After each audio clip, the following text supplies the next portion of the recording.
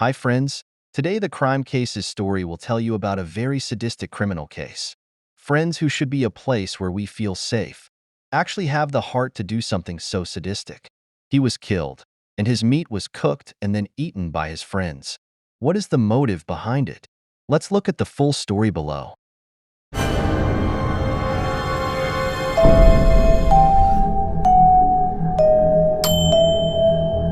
A young man named Shibli Rhidoy who is 18 years old. He was born in the city of Kidnapping, Bangladesh. Sadiq is known as a man who works hard, is smart, and also likes helping people. Sadiq was born into a very simple family. His father worked as a super truck while his mother was just an ordinary housewife. Sadiq has a big dream of becoming a successful person. Since childhood, he has worked on a farm to collect school fees. Because of Sadiq's persistence in working, the owner of the farm finally appointed Sadiq to be the manager there. Sadiq is very proud of himself, and he is collecting money for his college fees. At work, Sadiq has many friends. However, his friends were 5 to 6 years older than Sadiq. They work as ordinary workers and have to follow what Sadiq says.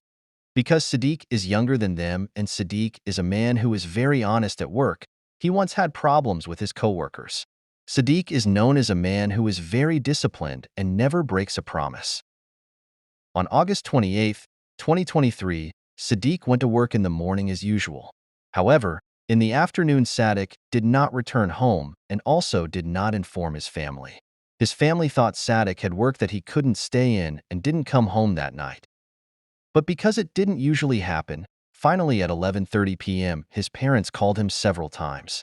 But Sadiq didn't answer. His parents were increasingly worried, but they chose to wait for Sadiq. Until the next day, August 29th, his parents called Sadiq again. But until that day, Sadiq still didn't answer their phone. Sadiq's parents called the farm owner, but that day the breeder owner's number was inactive.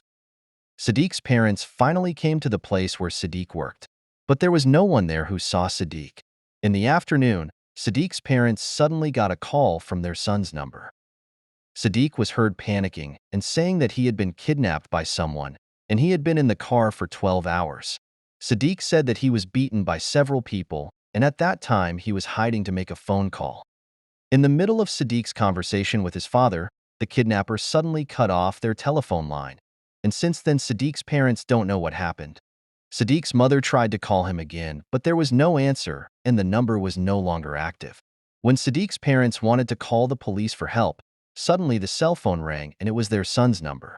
His mother answered the phone and it turned out it was not her son's voice, but the voice of a man who claimed to be Sadiq's kidnapper. The man said that the Sadiq was in his hands, and if he wanted the Sadiq to go home, the man told him to prepare 15 lakh taka. Where and when to hand over the money, the kidnapper will contact them again, but on condition that there is no police involvement. Sadiq's family is a very simple family. Even for their daily needs, they have to work hard. However, for the safety of their only child, Sadiq's parents sought loans from several places. For 3 days, he looked for a loan, and Sadiq's parents could only collect 2,000 taka. On August 31st in the year 2023, the kidnapper called Sadiq's parents again, and there he told them to hand over the money he asked for. Sadiq's father said that he could not collect that much money, and the kidnapper then decided to reduce the ransom to 2 lakh taka. It is indeed unusual for kidnappers to reduce the ransom from 15 lakh taka to 2 lakh taka. It seems that the kidnapper already knew about the financial situation of his victim's family. Sadiq's family still objects to the 2 lakh taka, as they don't have that kind of money. The kidnapper then said on the phone line that if he didn't give them the full amount as he asked, then they would never see Sadiq again. Sadiq's father asked for 4 days to collect the money, and Sadiq's father also asked not to hurt his son. Sadiq's father asked every shop in the area for help, and there were people who really wanted to help Sadiq's father. Finally, in just 3 days, Sadiq's father managed to collect 2 lakh taka. On September 4th, 2023, the kidnappers called Shibli's father to come to Bandarban district with the money. Before the kidnapper hung up the phone, he said that if there was involvement from the police, they would kill Sadiq. Sadiq's father didn't want his son to get hurt, so he just followed what the kidnapper said. After arriving at the place, it turned out that there were 2 men there wearing masks. They told Sadiq's father to hand over the money they asked for. According to Sadiq's father, the two men didn't talk much, and he only asked for money and then told Sadiq's father to go home. Before leaving the place, one of them said that his son would arrive home before he arrived.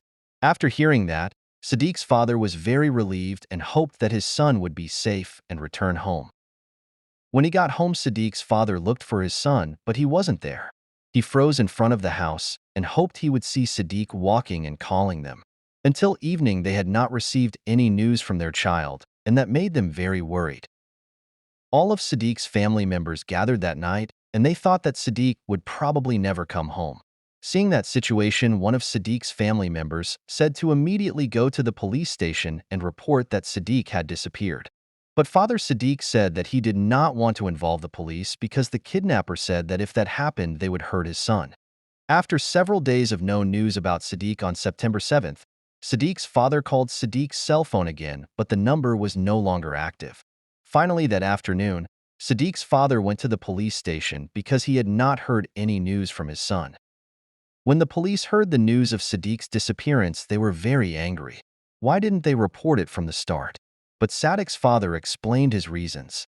The police gathered a team to conduct a large-scale search in the surrounding area, and investigators also began to collect information about how Sadiq behaved and what he often did. During the investigation, investigators concluded that Sadiq was a kind man and he never had any problems or enemies outside.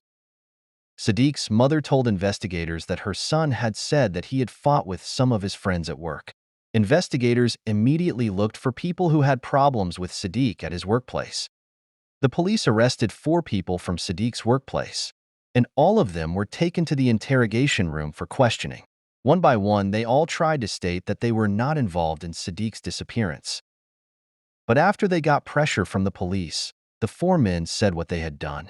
The 4 men were Umang Singh Marma, Suing Mung Marma, Akta Mung Marma, and Ukia Tawai Marma. The 4 men did not want to say where Sadiq was. And after they were imprisoned and beaten by other prisoners, they finally said the names of 2 other men who were with them. And the 2 men were named Uksing Toy Marma and Kasai Ong Kaduri. Investigators asked the 6 perpetrators to reconstruct what they had done to Sadiq. They said that after Sadiq finished work, Sadiq walked home. They planned to ask for ransom from Sadiq's parents.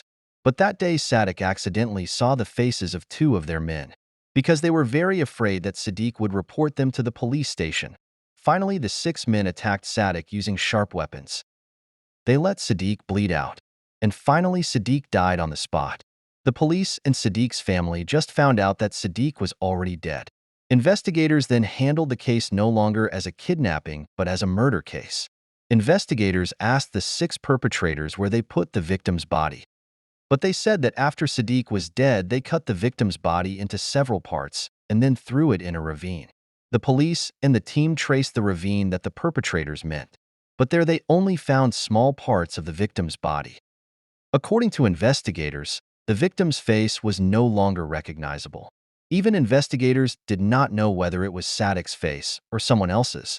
When Sadiq's parents saw the body parts, they said that it was true that it was their son's body parts.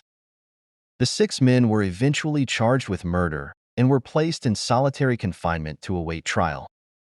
During the investigation of the case, the man named Umang Singh Marma, he told investigators that he had a good relationship with the victim. But 2 months ago they had problems at work. And since then he has become very hateful to Sadiq and looking for a loophole to take revenge. According to Umang Singh Marma, he was the one who swung the weapon first at the victim. Even to make him more satisfied, he ate part of the victim's body. Umang Singh Marma also invited his friends to enjoy it together. And after they were satisfied, the rest that they couldn't eat they threw into the ravine. They hoped that no one would be able to find the victim's body. After the news reached the media, the residents could not hold back their anger, and finally a massive protest took place on the street. Some of them took Umang Singh Marma from police custody and handed him over to the masses. Umang Singh Marma finally died because of the mob's fury. To prevent worse things, the police then secured the other 5 prisoners to a safer place. And until today, the case has not received a trial schedule. That's all for today's crime cases story. Don't forget to leave a like and comment, and if you don't mind, click the subscribe button to support our channel. Thank you. See you in the next Crime Cases story, and stay alert.